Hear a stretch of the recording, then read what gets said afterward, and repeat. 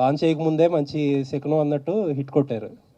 తెలుగులో లాంచ్ కాదండి, అది తమిళ సినిమా, బైలాంగ్వల్ సినిమా అండి.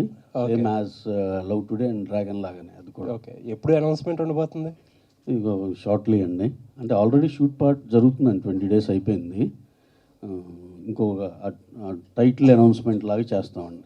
ఓకే, 100 కోట్లు చేసిన సినిమా డ్రాగన్ అనే టైటిల్ తమిళ్లో వాడేశారు. మరి ఎన్టీఆర్ నీల్ గారి సినిమా, ప్రశాంత్ నీల్ గారి సినిమాకి తమిళ్లో ఏమైనా different title ఉండబోతుందా?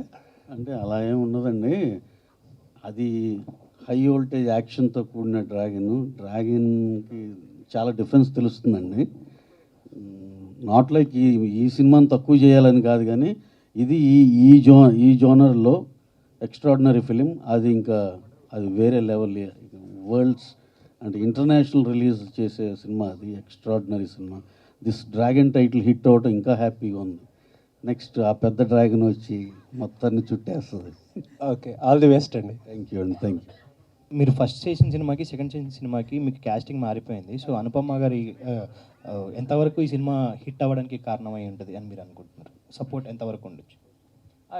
That's what I said. It's a huge support because it is not very easy to get casting for that character.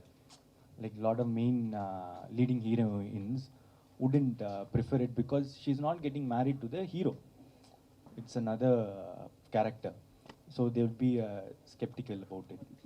So that's what she doing it. It's also giving a big showcasing to a bit more audience, and also she's a great performer, so it has added a lot of value.